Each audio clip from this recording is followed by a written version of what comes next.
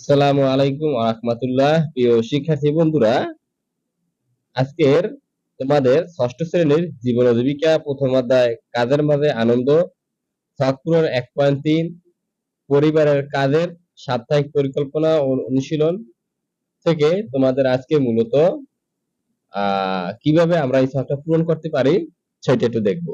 দেখো, ছকের ভিতরে যেগুলো আগে দেয়া আছে সেগুলো একটু দেখি। যে পরিবারের জন্য পরিকল্পিত কাজ, যে সব কাজ করতে তার তালিকা, মানে যে সব কাজ করবা তার তালিকা দিতে হবে।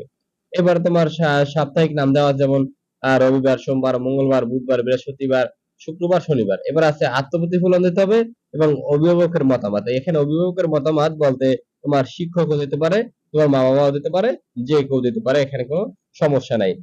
তা প্রথমে 1 নম্বরে আছে কি দেখো, যে বাসার পরিচর্যা করা।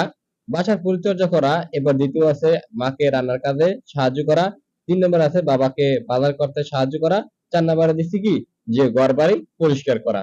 এখন দেখো, আমরা যে সবগুলো কাজ যে প্রতিদিনই করব এরকমের না, আমাদের 2-1 দিনে হয়তো বা একটু মিস্টেক হতে পারে বা শরীর খারাপ থাকতে পারে। এইজন্য আমরা ওটার উক্ত কারণটা কিন্তু আমাদের দিতে হবে, সেটা হলো আত্মপ্রতিফলনে। তাহলে আমরা দেখো 1 নম্বরে আছে কি, বাসার পরিচর্যা করা। এখন বাসার পরিচর্যা করা কিন্তু আমি আহ প্রতিদিনই মোটামুটি করি, কিন্তু বৃহস্পতিবার করতে পারি না। এই বৃহস্পতিবার করতে পারি না কারণ শরীর ভালো ছিল না। এভাবে তুমি তোমার আত্মপ্রতিফলন দিয়ে দেবা। 2 নম্বরে মাকে রান্নার কাজে সাহায্য করা।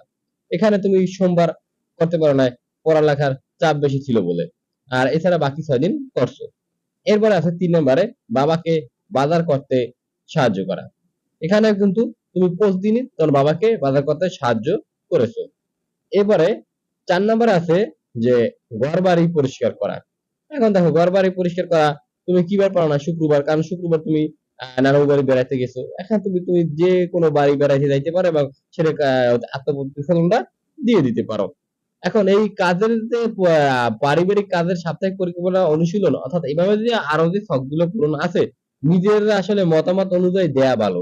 ঠিক আছে, তুমি নিজের যে কোনো এখানে দেওয়া আছে যে তোমার কাজের তালিকা, এই কাজের তালিকা তুমি এখানে চাইলেও পরিবর্তন করে দিতে পারবা, তাতে কোনো সমস্যা নাই। তোমার নিজের মন মতো করে তুমি যা করো ওইটা তুমি দিতে পারবা, অর্থাৎ তোমার সেটা যেন পরিবার রিলেটেড হয় আর কি। যাই হোক, এরপরটা কি আছে দেখো, যে অভিভাবকের মতামত।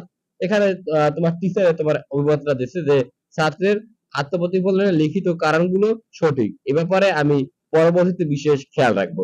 এখন এখানে তুমি তোমার চাইলে বাবা মার বা বড় ভাই বা বড় বোন যে কোনো কারো এখানে, বা দাদা দাদি যেই থাকুক না কেন, তারাও কিন্তু এখানে অভিমত দিতে পারে। ঠিক আছে, এখানে দিতে পারে যে আমার ছেলের আহ কাজে আমি সন্তুষ্ট, আমার ছেলের ব্যাপারে আমি আরো সামনে দায়িত্বশীল হব। এভাবে দিলেও হয়, যেভাবে পারো। এই জন্যই বলছি যে শখ পূরণটা তোমরা অতটা প্যারাই নেবে না। যথাসম্ভব তোমরা চাবা যে আমি নিজের এই কাজগুলো করি বাসায় বসে, ওই কাজগুলো তুলে দেওয়া, এবং স্বাভাবিকভাবেই আমরা প্রতিদিন করতে পারি না, শরীর খারাপ থাকতে পারে, কোথাও যাইতে পারি, জরুরি কাজে বের হইতে পারি, ইত্যাদি ইত্যাদির কারণে তুমি সেটা কারণ উল্লেখ করে দেবা, বা আত্মপ্রতিফলনে সেটা উল্লেখ করে দেবা। যাই হোক প্রিয় শিক্ষার্থীরা, আজ এ পর্যন্তই।